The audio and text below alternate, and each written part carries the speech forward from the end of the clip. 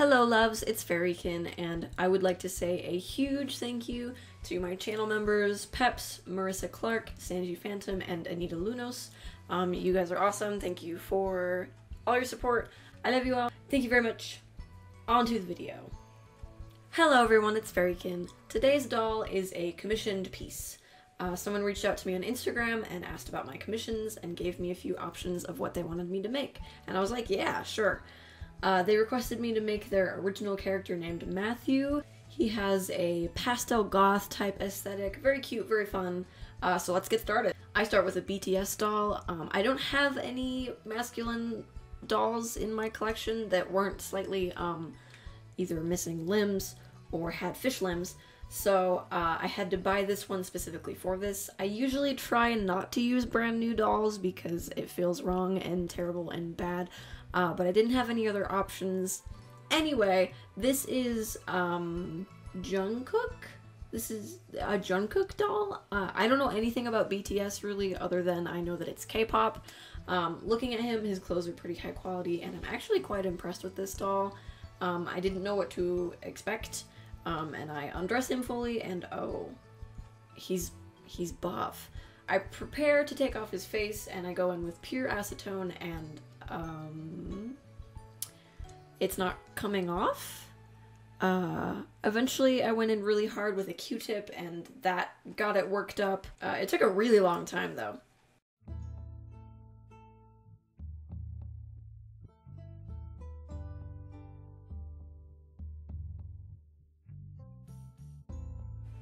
I'm gonna be changing his hair from this red color to blonde, so I'm gonna hack it off. I do love dolls with this gel detail in their hair. I always thought that was fun.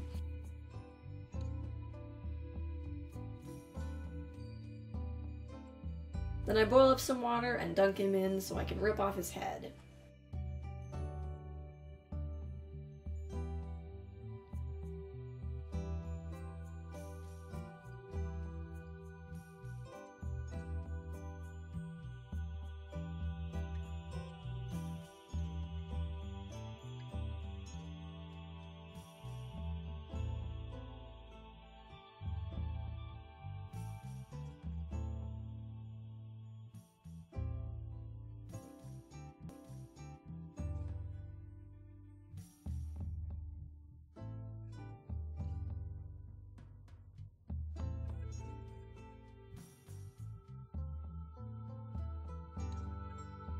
I clip down the peg that goes inside his head so that I can put it back on smoothly.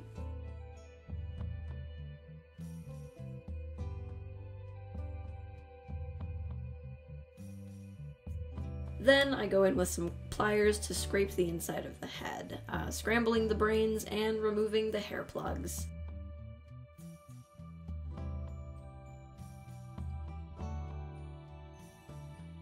What's interesting about this BTS doll's hair plugs, they're not glued into the head like what I'm used to, but rather knotted and melted, I think. It looks like they've been melted. You can see the chains of plugs that are made like this, and I'm wondering how that works.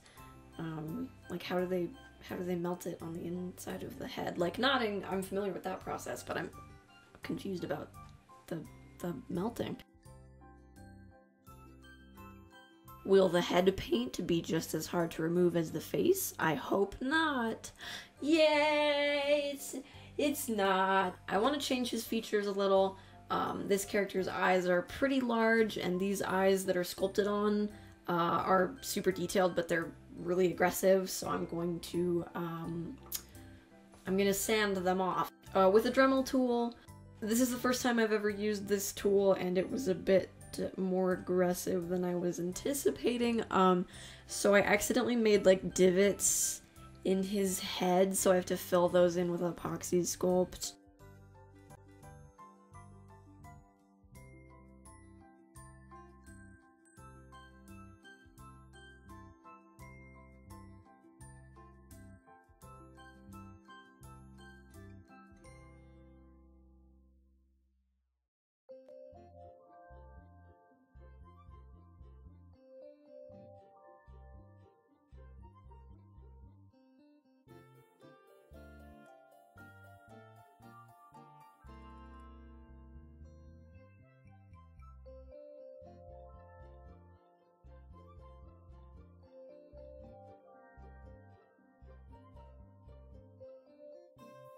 after I let that cure, I sand it so that I can recolor it. Also, I added little pointy ears. And to recolor all of this, I hit them up with a quick spray of Mr. Super Clear in a ventilated area.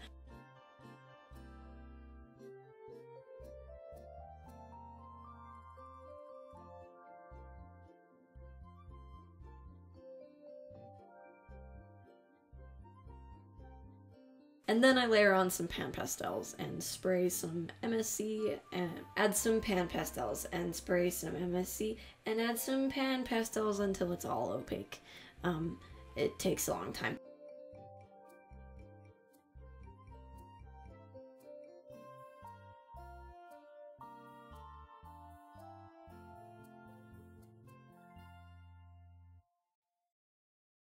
Then I blush the body. This is one of my favorite things.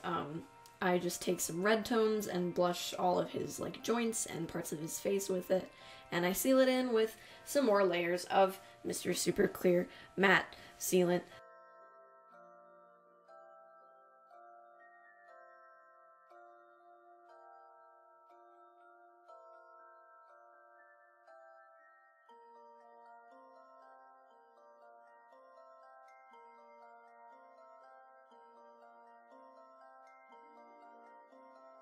Then I shade his eyeballs and mark in the beginnings of the shape for his eyes with a brown pencil.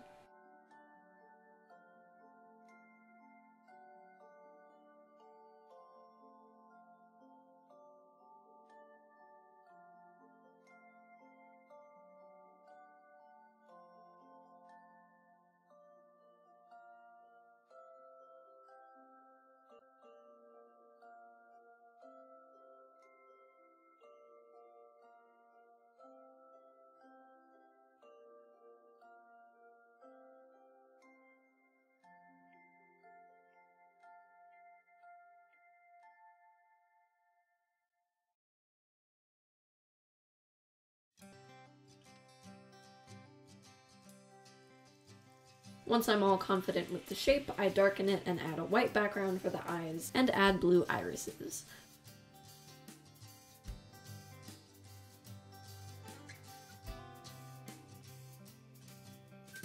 Marking in his eyebrows, I'm challenging myself to get as much as I can done with each layer of MSC. This went rather well this time.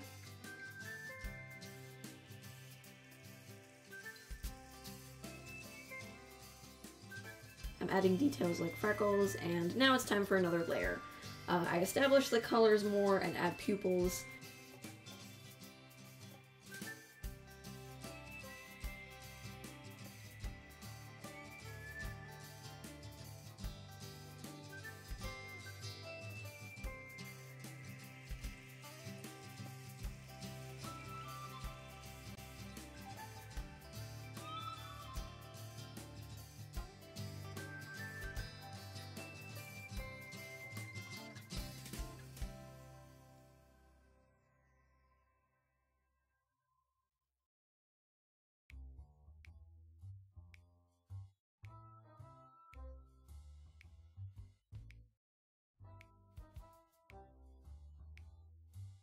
Here I'm adding white marks underneath where I want some star stickers to be.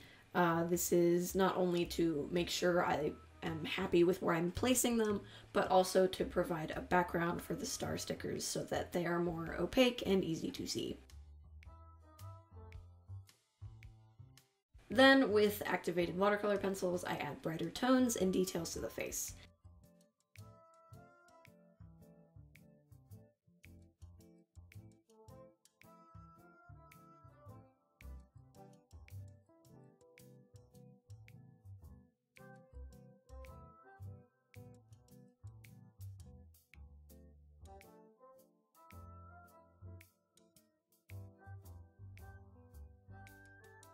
And with that, his face is all done, actually. I paint on some UV resin and bring it outside to cure.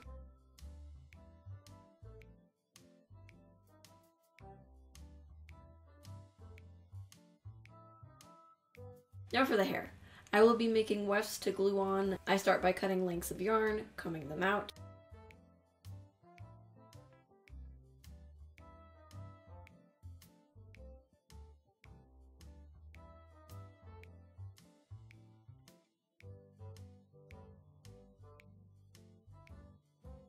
And then to salvage as much hair as possible, I comb the middle out as well after I untie it from the stick that I'm using.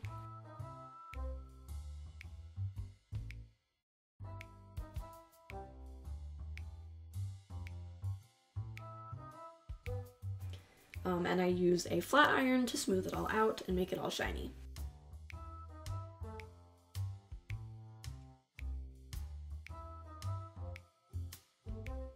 Then I cut the hair into sections and glue them by the ends down to some saran wrap.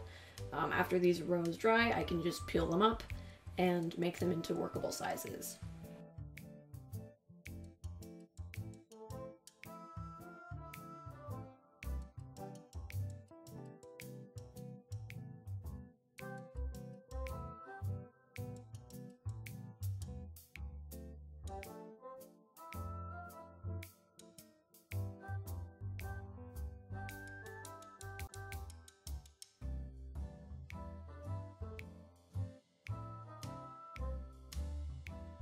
Then with some soft pastels, I color the roots because the hair is typically darker near the roots.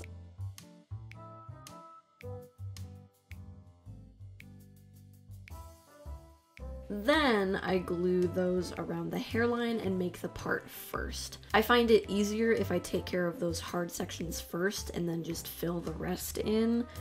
This can have its drawbacks though. There can be some gapping in it depending on what style you're going for, but I think I worked it out. From here I just need to trim it, and I did film this, but my battery died right as I got to the good part, and I didn't realize until it was too late and I had already finished the whole thing, so you'll have to wait to see what that looks like.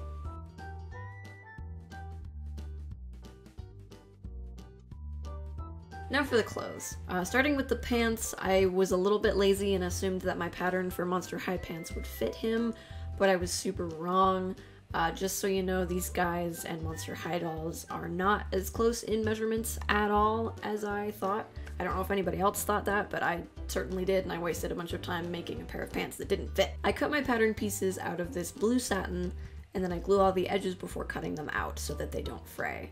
My biggest tip for a beginner artist of like making miniatures, not that I'm an expert, fray check your edges with any fabric that you're using unless you want a frayed edge. It's such a problem when your edges fray and then your stitches fall apart. It's just a bad time. Anyway, then with this mixed media stuff that turns my normal acrylic paint into fabric paint, I mix that all together, and with a sponge I pat it on to make clouds. The first layer I just blend it out and make it soft, and then I add more layers to make certain parts more opaque.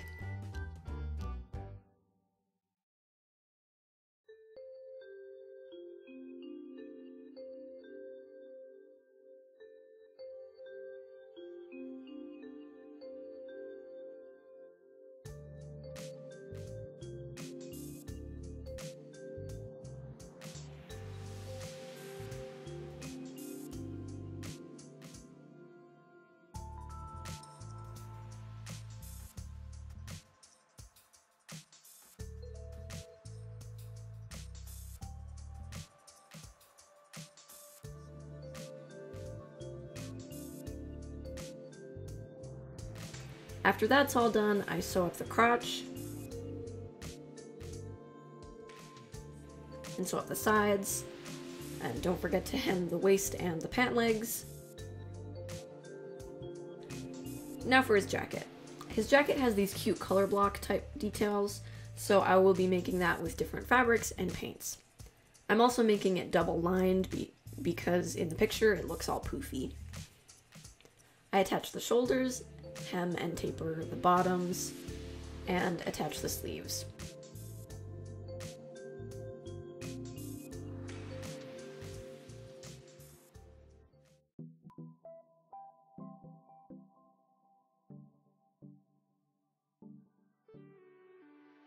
Then I cut out pocket-shaped pieces, hem them, and put them on where they go, but I didn't sew them where the opening would be so that they can be functional.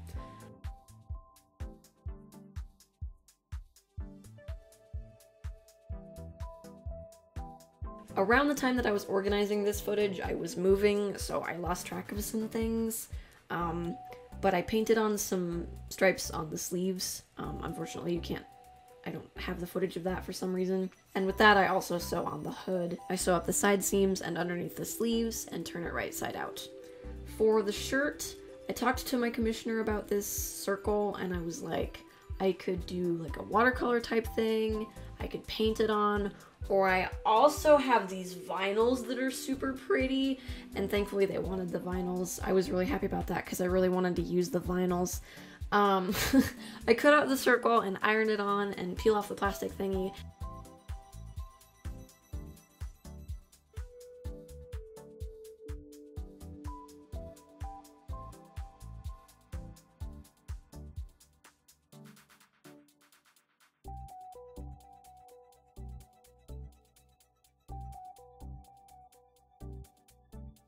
And also, I made a unicorn bag, but I lost all of the footage. I promise I made it on camera, but it's gone. So I sculpted it all and painted it and sewed up a little bag and then glued it on. The bag does function. It's not the best, but it does work. And with that, this Matthew doll is all done.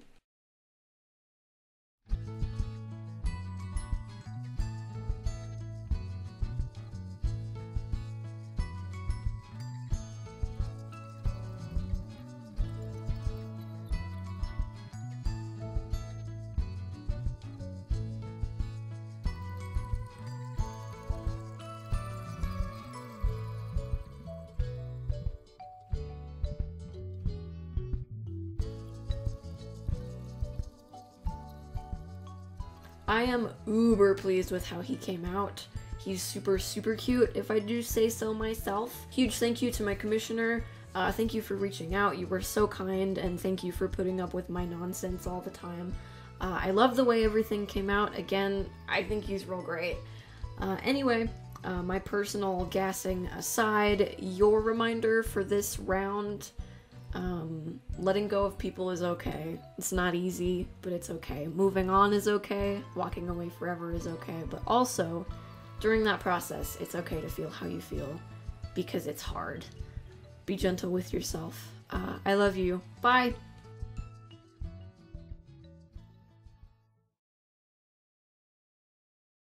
I want to take pictures with those purple flowers, but there's a ditch in between me and the purple flowers. I'm sorry.